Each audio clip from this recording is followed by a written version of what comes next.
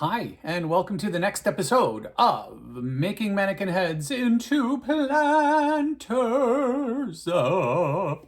Hi, how are you doing? I hope you're doing well. So, I have decided to go back to after the last episode where I couldn't figure out what I was going to do on here, if I was going to add anything else. I'm not. If I'm going to add anything, it's going to be after I do some paintings. So I'm going to go ahead and start painting on him, her, this, it, they, she, they. I think it's more of a, I don't know. We'll see. It's androgynous. It doesn't have to be a he or she. Definitely got the head cut on there. I have my inspiration. It printed much better. I had to replace my printer cartridge. So like and subscribe, do all the things that you should do to make this channel that much more fun for everyone. What I do like about this, just throw that out there, right? So we've been using SculptCrete. SculptCrete works like clay, hardens like concrete. SculptCrete. Yep, you know the spiel. So anyway, so what I do like about this is bringing the lines and the highlighting and the low lighting, the contouring-ish, down into here. Now what this does is this looks like there's like no face, right? Or no skin on the face in sections. And then it's just scaly up here, what's left over. I'm not sure about the scales. I mean, I don't have much of a upper part of the face anyway, but so that's what we're gonna do. I like the idea. I'm gonna leave it up here so that I can see it as inspiration and reference it, because I'm gonna do pretty much the same thing. So I have my paints out. As you can see, I love these little jugs of paint because they are just craft paints that you get at Lowe's, Home Depot, any of those places. And then you can use your actual bigger things of acrylics that you get at craft stores or art stores. So like Dick Blick, you can go there, Jerry's Artorama online.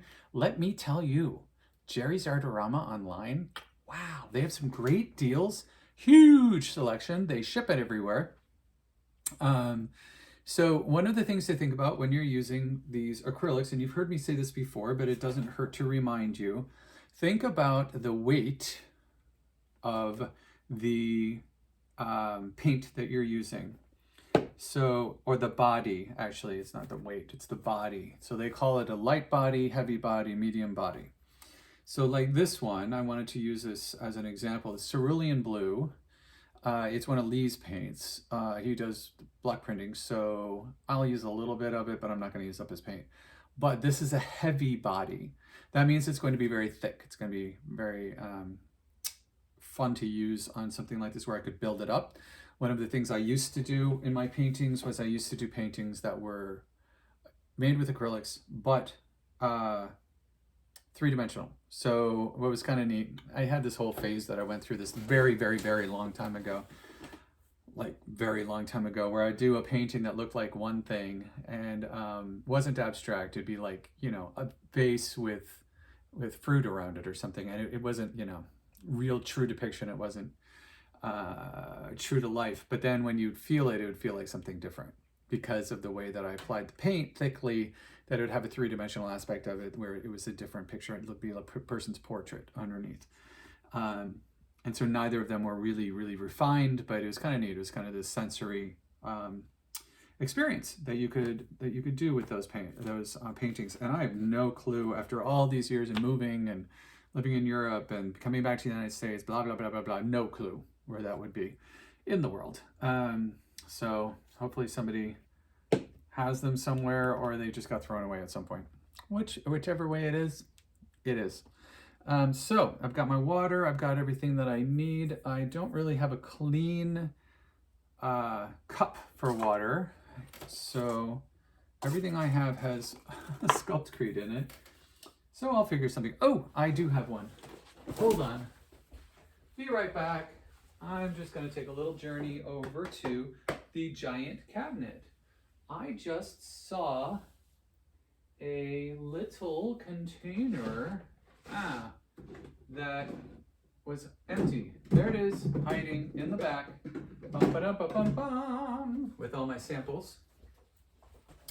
So, look at that. Perfect. There we go. I have no idea what this came from. Something came in it. It was probably gum or something. I have no clue. But these little containers were fabulous. And I've gone through a bunch of them. And here's another one. I saw it the other day when I was reorganizing stuff and cleaning up behind me, which is just a huge mess, and doing all of that.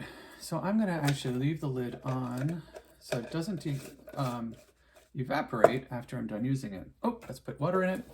I have a big old bucket of water, clean, nice and clean water next to me. Beautiful, love it. And I got rid of the water that had the millipede in it. Yeah, it was that. So I dumped it out the front of the thing. So I'm noticing on this guy, this person, this face, that this comes out further to the side than this one. If you look at it straight on, see that? They're not even, but that's kind of cool. I kind of like it. Now I could leave it just as cement, right? Let's discuss this. So I could just leave it as cement and not paint it. But what happens is that if it's not under light, do you really see the detail? And what do I like to do? I like to paint. So we're gonna paint. Okay, this one's not open. So these are the Martha Stewart colors that I have. Milk glass. It's a very opaque glass paint. Weirdly enough, milk glass. Huh, I didn't know it's glass paint. Here's another glass paint, sea glass, translucent. Look at that. And this is just multi-surface acrylic craft paint, satin. What color are you? I don't know what color you are. Blue velvet. Oh, this is blue calico. There we go, sea glass, blue calico. And then azurite. And then this one is indigo, like the girls, indigo girls. This one is true blue. This is the Americana multi-surface satin. I don't know if you can even see that label. There it is. It's probably too far away. There it is. Good, yep. And then I've got the turquoise waters from that, coastal waters. I've got the Deco Art folk art, the Deco Art metallics. I've got a bronze and bright brass. I've got Blick acrylics. So I've just got a real variety. I've got white, just simple white Blick that will highlight everything and get everything so that I can have these highs and lows, the highs as well as the lows. Here we go, that's all I need for that. I don't want to be wasting any more paint than needed. And let's go with dollops here, dollops there, dollops everywhere. This one has never been opened. There we go.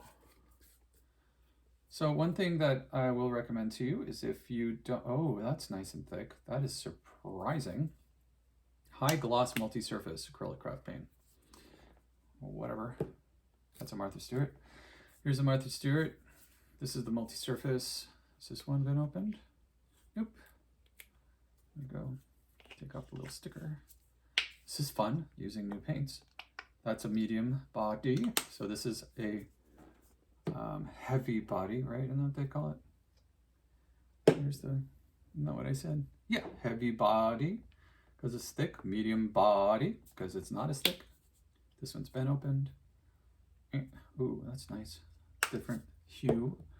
So, you know, you may ask, Patrick, or Buck, whatever you want to call me, why are you not using, oh gosh, just mixing all your own paints? You've always talked about mixing your paints on the canvas, blah, blah, blah, blah, blah. I do, I talk about that a lot. But what I've found is that using these paints not only gives me these different viscosities or the different thickness of paint and the different feeling of the paints. Ooh, that is super light because that is glass paint, which is fascinating. The other glass paint is not that thin. There we go. Let's go with the true blue. So why do I use all of these? Because they're going to have real subtleties that I may be able to come up with, subtle differences, but why do I need to come up with it when somebody's already mixed it?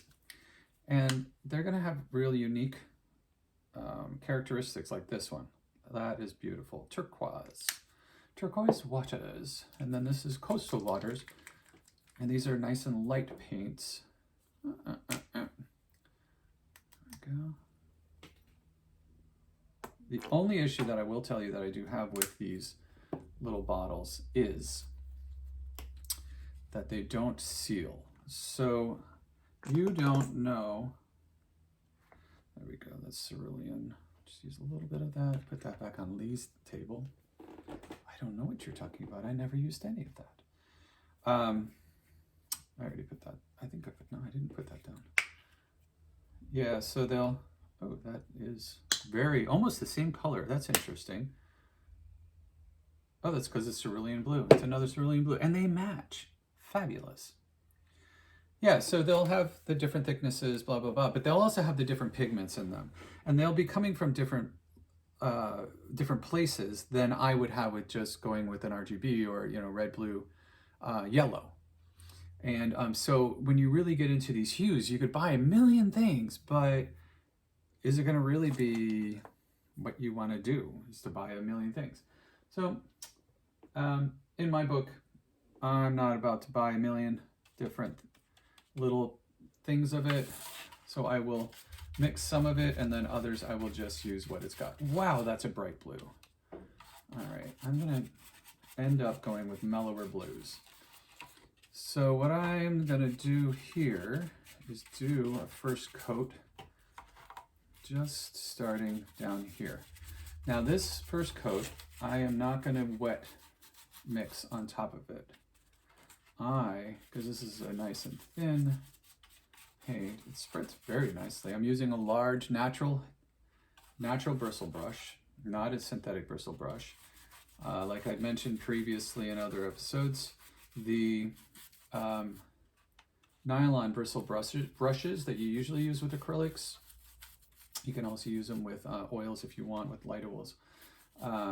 You wouldn't use them with watercolors as far as I know. They are too fine of a bristle really to be that as effective as I would want going on. Now this is a slightly different hue, but it's very, very similar. I don't want all of my base coat to be exactly the same. I can vary it as I go throughout the body and the head. And I do, like I mentioned, I do really like the idea of doing the lines, sort of the striations, whatever, the musculature idea down into the body. And I'm going to leave this one as if it is a bust, because it looks like it's, you know, an homage to somebody. Somebody was like, oh, this is our king. And this is the portrait, the bust of the king. So I'm going to leave it as such because it serves the purpose well to give it a more formalized look and feel while still being, especially with the QuickCrete under, or the SculptCrete under it. This, ooh, I just got something up my nose. Oh God, that was terrible. Sorry for the noises. The paint also significantly smooths the SculptCrete. So it gives it a very, very different texture. The raw SculptCrete is really very rough. It's rough to the hands. And then when you put the paint on it, especially because it's the acrylic, what's beautiful is it not only smooths it, but it gives it some sheen, so you have contrast between mattes and gloss. And your light is going to work differently off of it, which means you're going to see the color differently. Now, on this one, I did not do the base. I will do the base in SculptCrete. Just a small batch of SculptCrete to do that. Let's go to my next one. That's over here. I'm going to thin this down a little bit. it goes farther. Since I'm just doing an undercoat, I don't need the heavier. There we go. That's nice. Let's get even more water on there. And can you see my mixing? Let me move this further over so you can see it better. There we go. Stupid light is in the way. There. Stupid light. I'm the one who put it there. Anyway, so it significantly, well, completely changes the texture, the visual texture, as well as the physical texture of the SculptCrete, which, you know, you're like, well, duh, of course it does. But did you consciously think of that? Was that a conscious thought of, this is going to change it, so do I want to change it? Because that's the consideration that I was just having was, do I leave it as it is, or do I want to take it to a different place? Now, this color is so, this blue is so fundamental blue. I don't want it to be this, end up this sort of garish blue. So I'm gonna mellow all the other colors either with a little black, or I'll make it a little more opaque with, or less opaque, whatever, a little softer with white in it. Now you don't want to go to green because everything then becomes green. The largest amount of green that I'm going to go with is this wonderful sea glass, the turquoise coastal waters and the turquoise waters, not sea glass, sorry. It's a nice softer blue green, obviously, because turquoise is a blue green, but it's going to have a nicer, less, this is blue color, less, you know, basic blue. The twisty head, or spiral head, came out so cool because the colors were so bold and very, very different. If you saw the video where I was showing you what, you know, and finished that one up, that head is now outside in the front, and it is really a departure from the others, which are a little bit more organic, crazy, maybe not organic, but different feel to them. There we go. I want to get a lighter base on the horns because I want to keep, I think I want to keep the horns light. So I don't want to go too wacky. I just did what I've told you never to do, which I started mixing right with my main clump of the color. There we go, that's better.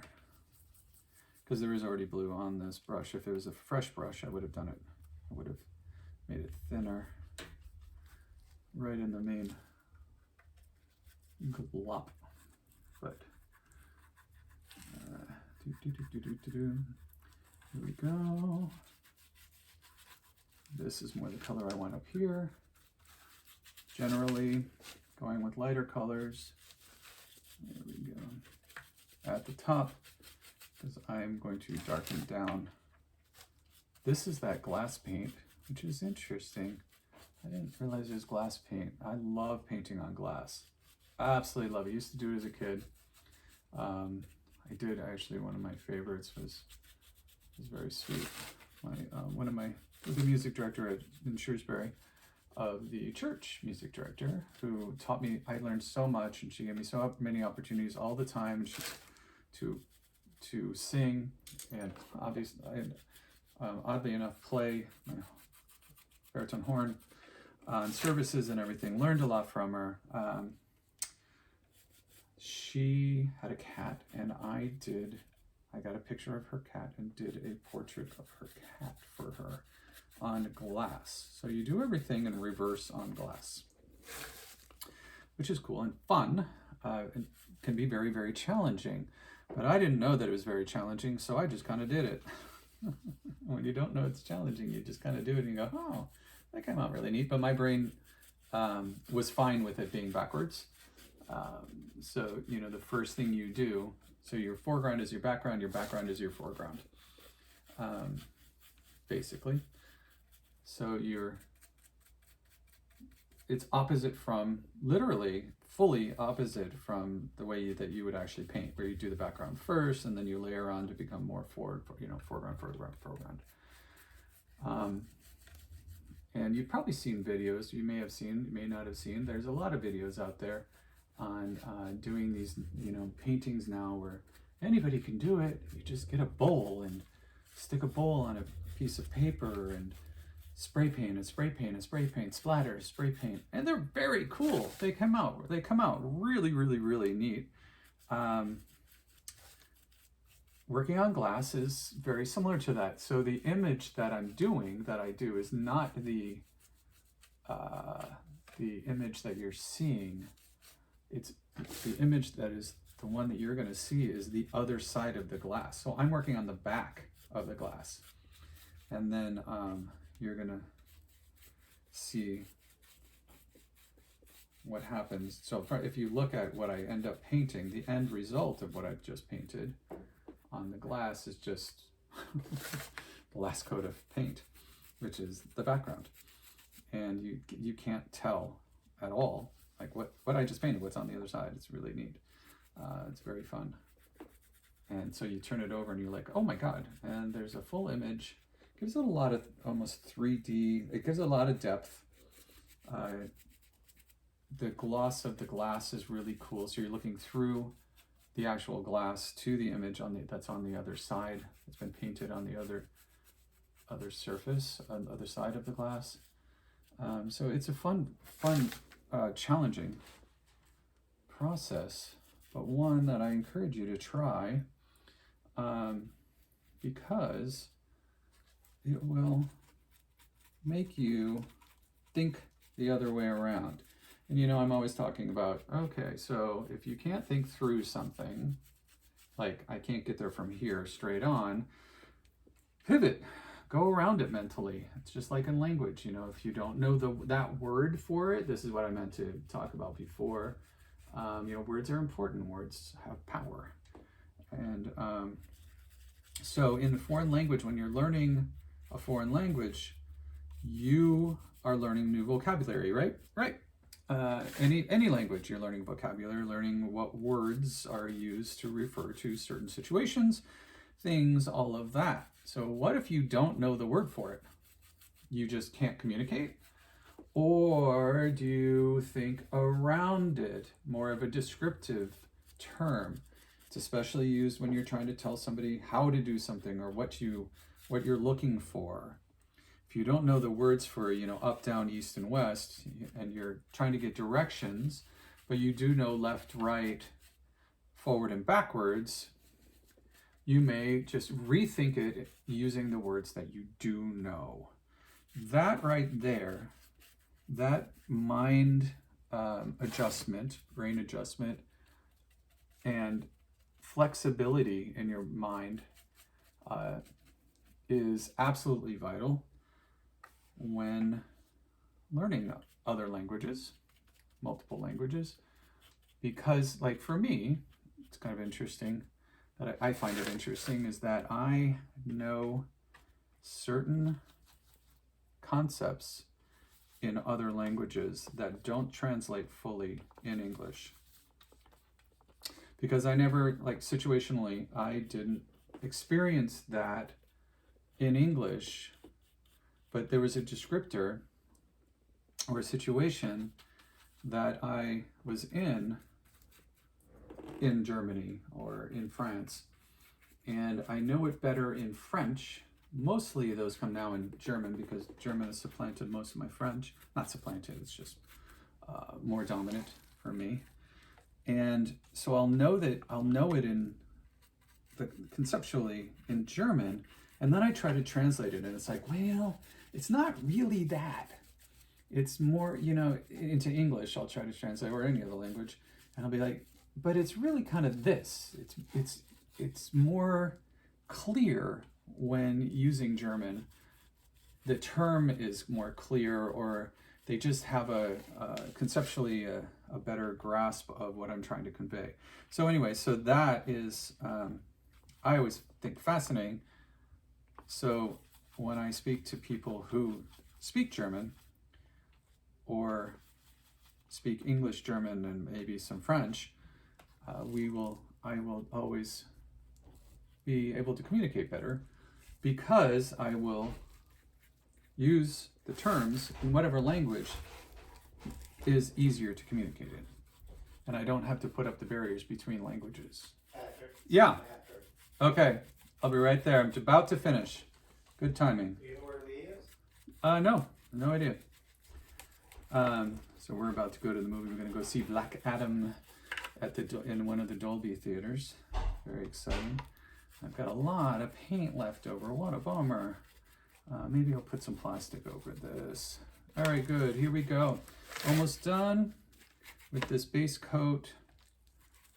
There we go. Blend this right down so I don't have any like severe edges. Yeah, that's working.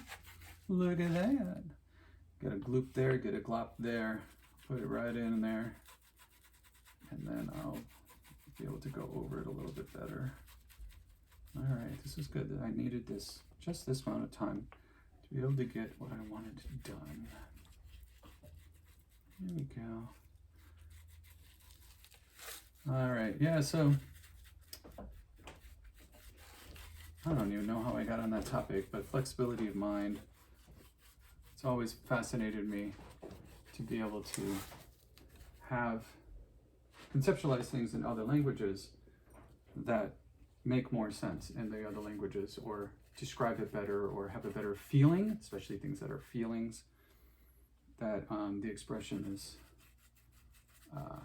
better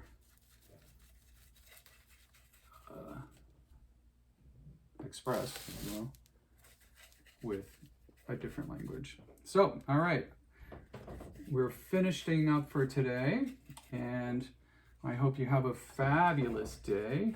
I'm gonna just get in the rest of this. Got no purple on the outside, but it's a good way to use up the rest of my paint, is to seal up the inside of this head. I don't want to lay it down because, well, actually I can lay it down. Oops, loopy gloop there. Here, oh, he's wet. Ah, she's wet. It's wet. All right, good, right in there, right around. Hard to see. There we go. All right, it's wet, but that's okay. Yeah, now we can see. So, I hope you have a wonderful week. There's going to be a little bit of a delay before the next episode. If you're watching these later, you don't even notice. But those of you who are following along with the release dates, we are heading to Europe, Germany, Austria, Hungary, Czech Republic, Slovenia. I think that's all of the countries. 5 countries. There we go. Yay, look at, used all the rest of that paint. Fabulous! And got this almost fully sealed. I can finish it up later, but I got to use all the paint. Nothing is wasted. And we're done for today. All right, good start made in here. And let's give more depth to the base color, so when I go over it, it'll be less of a monochromatic, or not monochromatic, but like a mono color to add to. All right, I hope you have a fabulous day. Put more love out in the world. There's not enough love, so put more out there. Love yourself first. If you don't love yourself, it's hard to love other people. Give yourself lots of room to make mistakes, to learn, to grow. If you don't give yourself that room, you won't grow. And growth is sort of one of those things that's exciting to always be happening, even though it can be daunting at times. And give lots of room, lots of space to other people. So take a breath in. Let it out. Now look at the world. It's a little bit different place. All right, you have a wonderful day, and I will see you in the next episode, which will be in a couple weeks. Bye.